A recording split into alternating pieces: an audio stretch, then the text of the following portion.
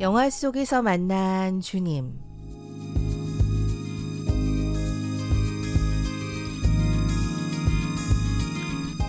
한 편의 영화를 주님의 세계관으로 해석하고 나아가 그리스도인으로서 우리는 어떻게 반응하고 대응하며 이 시대를 살아가야 할지 함께 고민하는 시간입니다. 영만주 이 시간 초대 손님 소개합니다. 홍익대학교에서 영상영화를 공부하시고 모두를 위한 기독교 영화제 사무국장으로 일하시는 영화 칼럼니스트 강원중님 나오셨습니다. 안녕하세요. 안녕하세요. 네, 반갑습니다. 8월 이제 마무리되고 있는 마지막 주인데요. 네, 올여름 어떠셨어요? 너무 덥고 습하고 더웠죠. 네. 정말 힘들다. 음. 이렇게 신체적으로 힘든 음. 시기를 보내고 있고 참 이렇게 지구 환경이 정말 심각해져 가는구나를 많이 좀 느끼게 되는 시간이었던 것 같습니다. 네. 올해는 그 경작 활동이 어떻게 되나요? 사실 너무 더워서 잘 못 가기도 했고 좀 올해는 무관심 농법이다. 그래서 그냥 잘 찾아가지 않으면서 그냥 따먹는 정도로. 놔두는군요. 네. 알아서 잘 자라거라 네. 이런. 옆에 집에만 피해되지 않게만 이렇게 아. 정돈하면서 그렇게 그래요. 보냈습니다. 너무 네. 더웠어요, 네, 사실. 네. 많이 지치신 우리 청취자분들도 많으실 텐데 좀 힘내시면서 마지막 주간 보내셨으면 좋겠습니다. 네. 자, 그런 의미에서 오늘 어떤 영화 소개해드릴까요? 네, 오늘은 좀 굉장히 아름답고 또 작품성이 높은 영화를 가지고 왔는데요.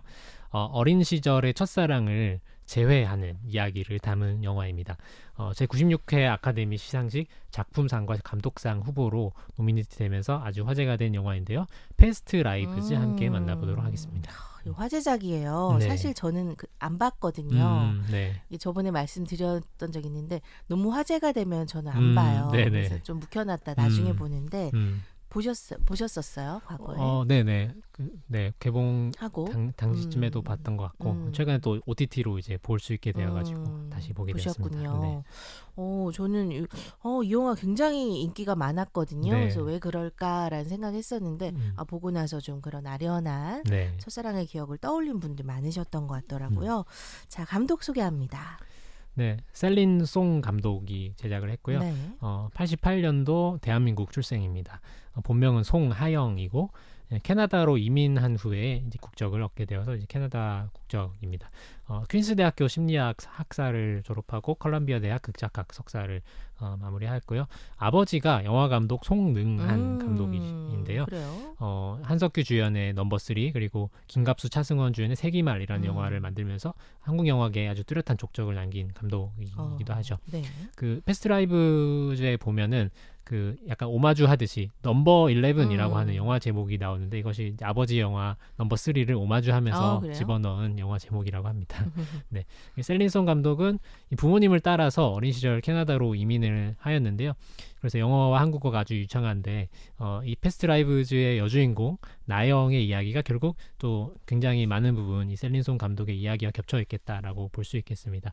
극 중에서도 주인공이 이 외국인 남편과 결혼을 하게 되는데 실제로 영화계 각본가로 일하고 있는 저스틴 커리치케즈라는 남성과 결혼을 하기도 했고요. 그래서 이 두 사람도 오랫동안 연극계에서 활동을 하면서 인연을 맺게 되었다라고 합니다. 이 셀린송 감독은 이 영화로 장편 감독의 데뷔를 한 작품인데 데뷔작으로 아카데미 시상식 작품상과 감독상 후보에까지 오르게 되고 73회 베를린 국제영화제 경쟁부문 초청되기도 하는 등 아주 세계 유수의 국제영화제에서 아주 높은 평가를 받게 된 작품입니다. 그랬군요. 데뷔한 작품이 이렇게 주목받기도 쉽지 않은데 네. 역시 그 아버지 밑에서 또 이런 딸이 네. 잘 성장한 것 같아요. 자, 우리 오늘 소개할 영화 패스트 라이브즈 제가 줄거리 소개합니다.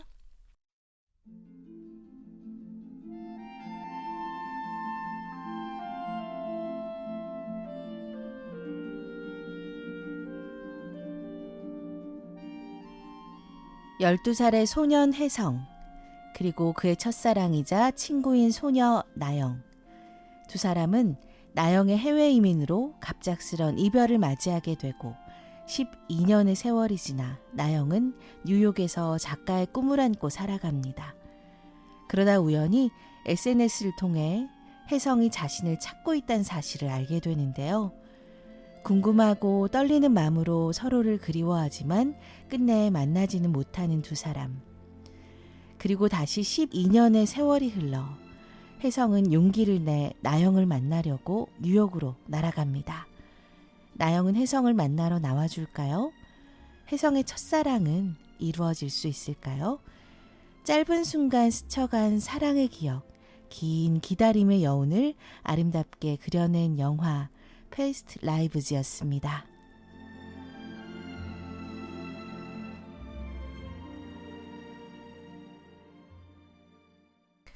네, 오늘은 셀린 송 감독의 우리 첫사랑을 좀 들여다볼 수 있는 영화 패스트 라이브즈 소개하고 있습니다. 자, 영화적 배경 한번 살펴볼게요. 네. 어떤 영화인가요? 영화에서 이 주연으로 참여한 노라 역의 그레타 리 배우가 있고 그리고 혜성 역의 유태오 배우가 출연을 하는데요. 네. 이 셀린 송 감독이 배우들을 캐스팅할 때 어떤 기준이 굉장히 흥미로웠던 것 같습니다.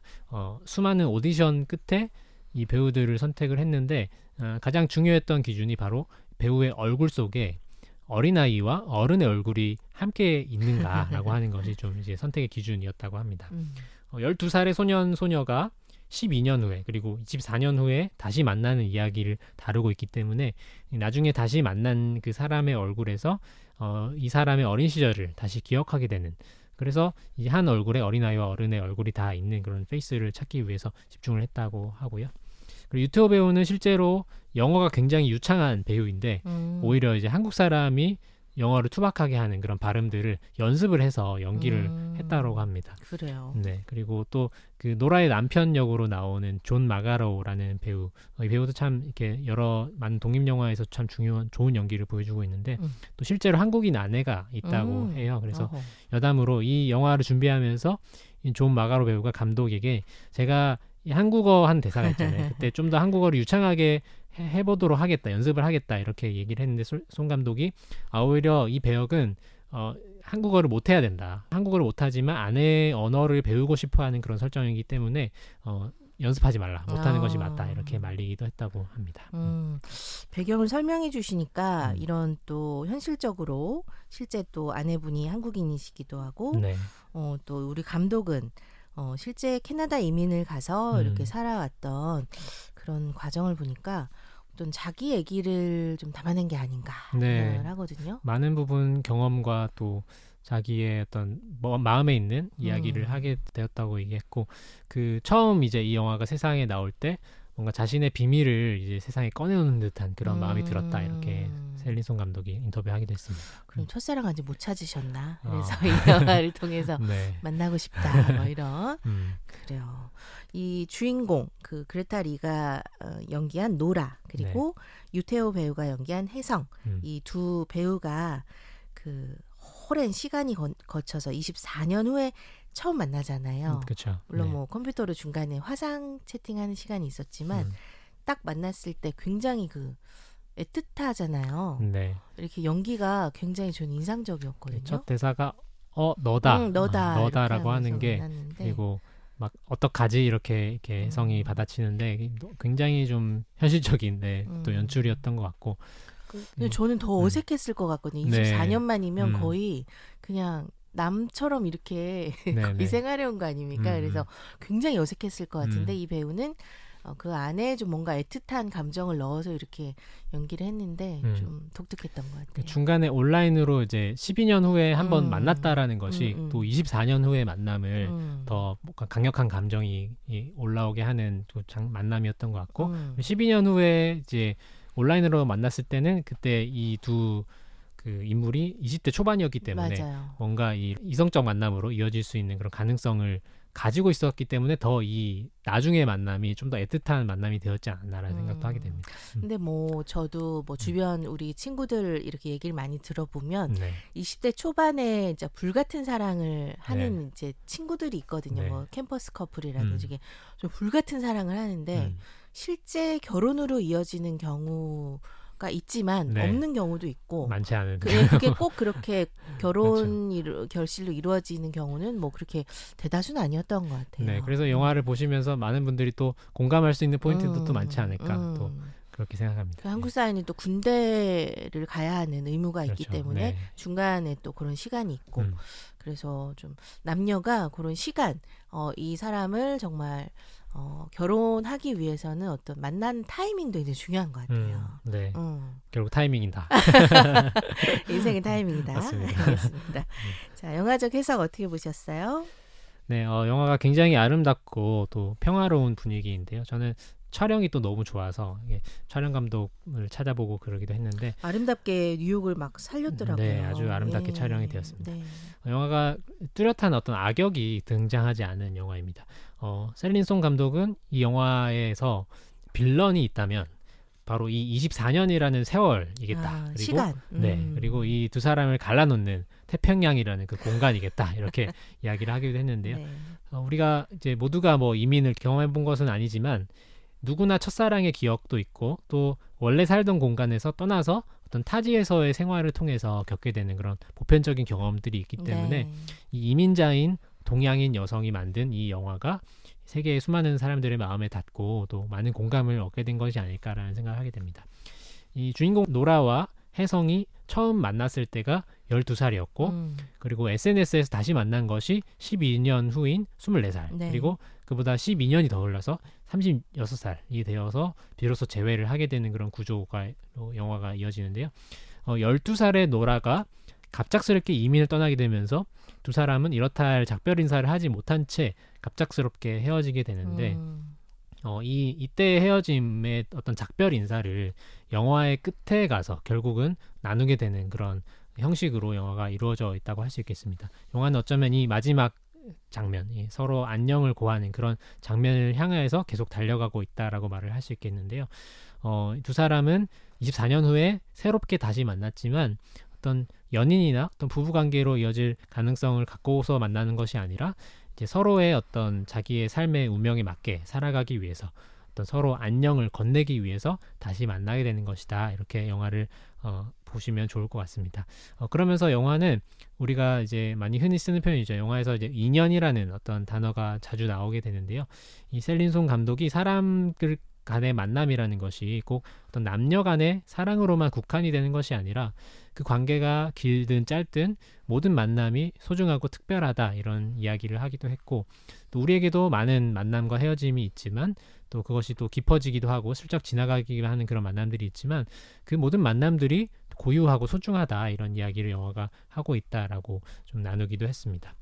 또 영화에서 굉장히 이제 어쩌면 불쌍한 존재이기도 하고 관객들이 많이 응원하게 되는 존재이기도 한데 해서 그 노라의 남편이죠. 외국인 남편 아서라는 존재가 나옵니다. 이 아서의 존재가 굉장히 또 참 미워할 수 없는 또 특별한 존재인데 이 혜성이라는 굉장히 어쩌면 남편 입장에서는 좀 불편할 수 있는 존재죠. 그렇죠. 네. 아내의 과거의 어떤 좀 남자. 네. 남자인데 이 남자를 대할 때 아주 불편한 마음이 있지만 또 내치지 않고 그 혜성의 존재를 그대로 받아주면서 같이 대화하고 또 서로 친절을 베풀고 우정을 나누는 그런 모습들이 나옵니다.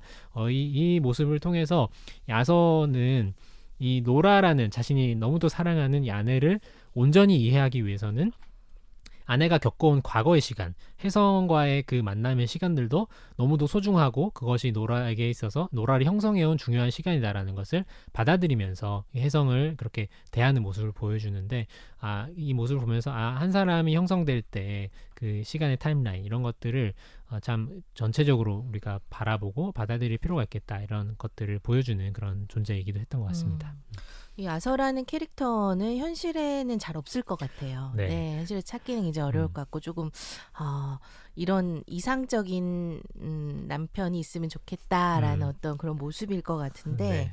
그 뉴욕으로 찾아온 혜성은 분명히 이제 그 노라를 만나기 위해서 온 건데 그 광경에서 그 노라가 남편에게 나를 만나러 왔어라고 솔직하게 얘기하잖아요. 네, 네. 그리고 그 다음날 만나면서 또 같이 동행을 해주잖아요.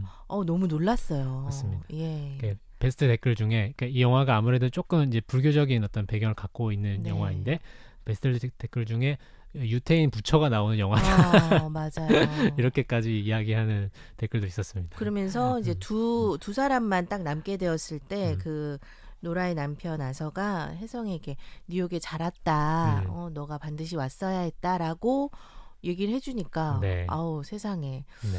졸지에 혜성이 너무 음. 이제 음. 그냥 옛날의 과거에 좀 기억을 또 찾아온 그런 어리석은 남자처럼 이렇게 또 네, 비춰지더라고요. 또 이런 남편이 있을까라는 생각을 하게 네, 됩니다. 맞습니다.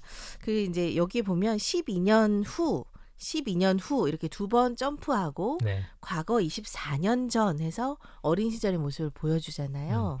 이게 우리 저 셀린송 감독이 뭐 종교나 이런 건 제가 잘 모르겠습니다만 그 동양의 어떤 사상에 네네. 12간지라는 게 있잖아요. 네네. 우리 또 음력 띠를 나타내고 네. 할 때 이제 12번, 12년의 이제 시간이 지나는데 그걸 좀 우리 감독이 좀 많이 차용을 한 것 같네요. 네, 아무래도 반영이 되었지 않을까 싶고 음. 또 이제 영화의 모든 인물들이 좀 서로 불편할 수 있지만 어떻게 보면 영화의 결말에 이르러서는 모두가 이제 해피엔딩으로 마무리가 된다 이렇게 또 이제 해석을 할 수도 있을 것 같습니다. 노라의 입장에서도 과거에 헤어진 그렇지만 자신이 온전하게 이렇게 안녕을 고하지 못한 사람에게 이제 마지막 작별 인사를 할 수 있는 그런 기회가 이 혜성이 찾아옴을 통해서 이루어졌다라고 또 할 수 있고 혜성의 입장에서도 마찬가지로 이제 노라를 굉장히 사랑하지만 그래도 안녕을 해야 되는 입장에서 이 그 작별 인사를 할 수 있는 그런 시간이 되기도 했고 또 노라의 남편 아서에게도 아서는 정말로 노라를 깊이 이해하고 싶고 어떤 자기가 들어갈 수 없는 공간에까지 자신도 들어가서 모든 노라를 이제 사랑하고 싶은 그런 마음이 있는 아서인데 어쩌면 혜성이 찾아옴을 통해서 그 과거의 시간을 같이 끌어안고 사랑해줄 수 있는 그런 것이 되었다. 그래서 세 인물 모두에게 좀 해피엔딩으로 끝나는 영화가 아닐까라는 생각을 하게 됩니다. 그런가요? 이 영화를 그 외국인들이 굉장히 많이 보고 좋아했던 이유를 영화를 보면서 이렇게 생각해 보니까 이런 동양적인 정서, 네. 동양적인 어떤 배경에 사실 뭐 우리나라 드라마나 이런 영화에는 뭐 이런 굉장히 많잖아요. 운명적 사랑, 네. 몇백 년을 지나서 만났다, 막 이런 설정이 굉장히 많은데 네. 사실 이제 현실적인 사랑을 강조하는 미국이나 헐리우드에서는 이런 어떤 우리가 오랜 만남을 24년 후에 만났어 네. 이런 거는 좀 비현실적으로 느껴질 것 같거든요. 근데 음. 굉장히 아름답게 네네. 잘 그려낸 것 같아요. 자, 그렇다면 이 영화 셀린송 감독의 패스트 라이브즈 속에서 어떤 주님의 영상 만나보면 좋을까요? 네, 영화의 제목이 되는 것이 이제 패스트 라이브즈, 과거의 삶, 지나간 삶 이런 뜻이 되겠는데요.